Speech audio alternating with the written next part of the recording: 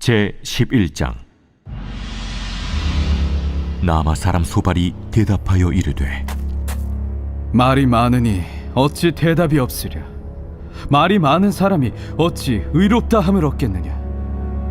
내 자랑하는 말이 어떻게 사람으로 잠잠하게 하겠으며, 내가 비웃으면 어찌 너를 부끄럽게 할 사람이 없겠느냐.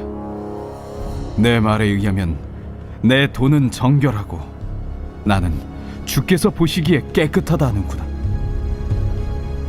하나님은 말씀을 내시며 너를 향하여 입을 여시고 지혜의 오묘함으로 내게 보이시기를 원하노니 이는 그의 지식이 광대하심이라. 하나님께서 너로 하여금 너의 죄를 잊게 하여 주셨음을 알라. 내가 하나님의 오묘함을 어찌 능히 측량하며 전능자를 어찌 능히 완전히 알겠느냐. 하늘보다 높으시니 내가 무엇을 하겠으며 수월보다 깊으시니 내가 어찌 알겠느냐. 그의 크심은 땅보다 길고 바다보다 넓으니라. 하나님이 두루 다니시며 사람을 잡아 가두시고 재판을 여시면 누가 능히 막을 소냐. 하나님은 허망한 사람을 아시나니 악한 일은 상관하지 않으시는 듯하나 다 보시느니라.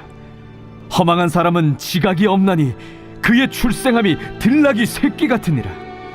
만일 내가 마음을 바로 정하고 주를 향하여 손을 들 때에 내 손에 죄악이 있거든 멀리 버리라. 불의가 내 장막에 있지 못하게 하라. 그리하면 내가 반드시 흠없는 얼굴을 들게 되고 굳게 서서 두려움이 없으리니 곧 내 환난을 잊을 것이라. 내가 기억할지라도 물이 흘러감 같을 것이며 내 생명의 날이 대낮보다 밝으리니 어둠이 있다 할지라도 아침과 같이 될 것이요 내가 희망이 있으므로 안전할 것이며 두루 살펴보고 평안히 쉬리라. 내가 누워도 두렵게 할 자가 없겠고 많은 사람이 내게 은혜를 구하리라. 그러나 악한 자들은 눈이 어두워서 도망할 곳을 찾지 못하리니 그들의 희망은 숨을 거두는 것이니라.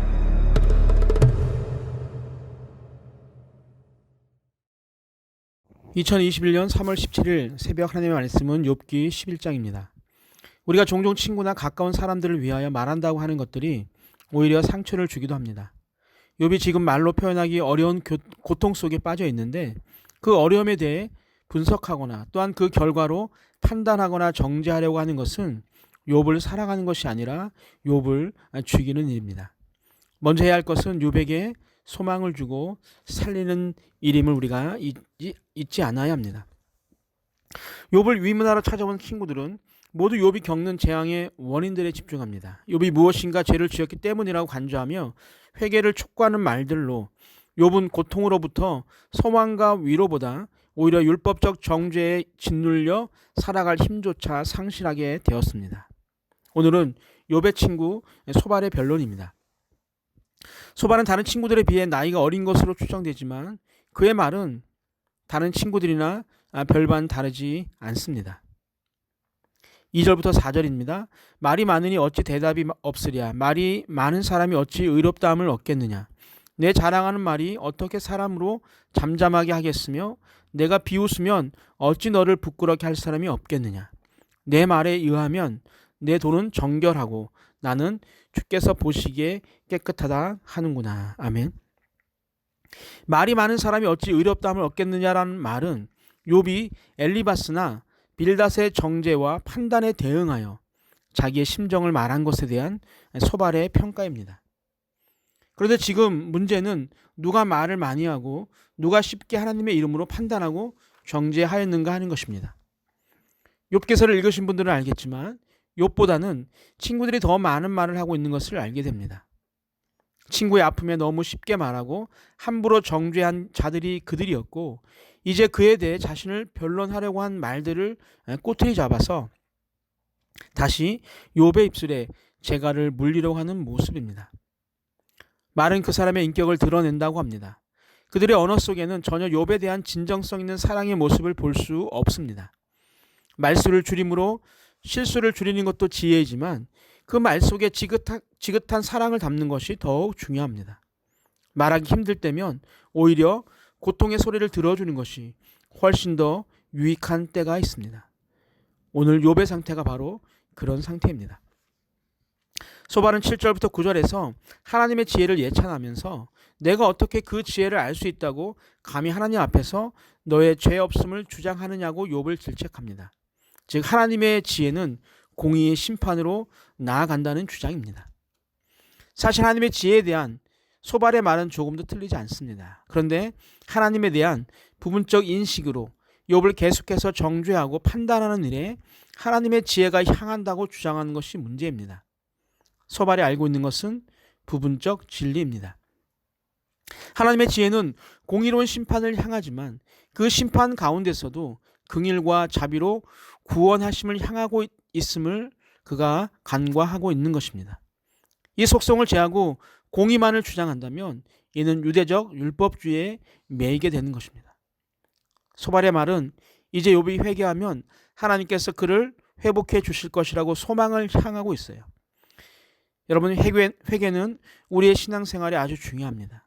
하나님의 은혜에 관문임에는 틀림이 없어요. 그렇다면 먼저 소발이 촉구하는 회개는 무엇인지 살펴보겠습니다. 소발이 말하는 회개는 4단계입니다. 13절과 14절입니다. 만일 내가 마음을 바로 정하고 주를 향하여 손을 들 때에 내 손이 죄악이 있거든 멀리 버리라. 불의가 내 장막에 있지 못하게 하라. 아멘. 소발이 촉구하는 회개의 첫 번째는 마음을 바로 정하는 거예요. 두 번째는 주를 향하여 손을 들어 간구하는 것이고, 세 번째는 손에 죄악이 있거든 버리고, 마지막 네 번째 불의가 자기 장막에 거하지 못하게 하는 것입니다. 이렇게 회개의 조건을 이야기한 소발이 15절부터 19절에서는 그렇게 회개를 했을 때 그 회개에 따르는 회복의 은혜와 복을 말하고 있습니다. 첫 번째가 환난을 잊게 된다는 것이고, 두 번째 생명의 날이 대낮처럼 밝게 찾아온다는 것이고, 세 번째 희망과 안전이 임하는 것이고, 마지막 평안할 것이라는 겁니다. 이 말도 부분적으로 옳습니다. 회개는 정말 중요하며 은혜와 복으로 들어가는 관문입니다. 그러나 이 점에서도 우리가 간과해서는 안 될 것이 있는데, 우리의 행위가 근거가 되어서 은혜가 임하는 것이 아니라는 것입니다. 즉 하나님의 은혜는 우리의 행위를 조건으로 임하는 것이 아니라 무조건적으로 임한다는 사실입니다. 하나님께서 우리에게 조건 없이 보내주신 분이 있죠. 그분이 육체를 입으시고 오신 예수 그리스도입니다. 우리가 그리스도를 찾는 것이 아니라 하나님께서 약속하신 그리스도를 참빛으로 우리에게 보내주신 것입니다. 그러므로 하나님의 은혜가 우선입니다. 회개를 조건으로 이런 은혜와 복을 주시는 하나님이 아니십니다. 하나님의 은혜와 사랑이 먼저 죄인들에게 임하는 것이며 그리스도를 영접하는 것도 하나님의 은혜입니다. 바로 은혜 아래 거하는 자들을 위해 회복의 복이 임하는 것이기에 중요한 것은 하나님의 은혜의 중심의 삶을 살아가는 것입니다. 그러므로 우리는 우리 자신을 잘 살피면서 오늘도 우리를 긍휼히 여기시고 자비와 은혜를 내려주시는 하나님께 감사함으로 나아가야 합니다. 더불어 그 은혜가 헛되지 않도록 우리의 더럽고 불결한 죄악을 정결하게 씻고 또 씻어 그 은혜에 보답하는 삶으로 나아가야 합니다. 오늘도 미천한 자에게도 은혜 베푸시기를 기뻐하시는 하나님께 감사와 찬송과 영광을 올려드립니다. 나아가서 그 은혜에 보답하는 삶으로 나아가며 더러움을 씻고 성령의 능력을 받아서 오늘도 삶의 현장에서 여러분의 삶이 승리의 삶으로 이어지기를 주님의 이름으로 축복합니다. 아멘. 사랑과 은혜가 많으신 하나님 아버지 감사합니다. 오늘도 우리가 주님의 말씀을 들을 수 있는 것은 하나님께서 우리에게 주신 크신 은혜임을 잊지 않도록 주님 우리를 붙잡아 주시길 소망합니다.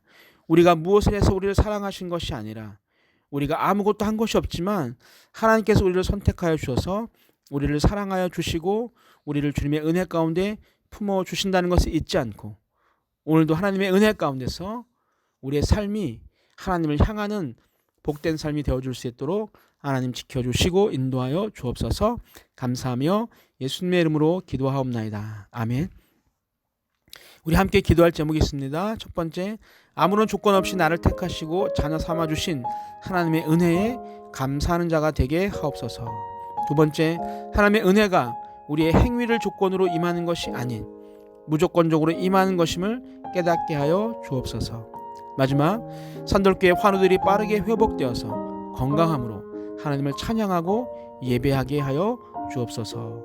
함께 기도하시겠습니다.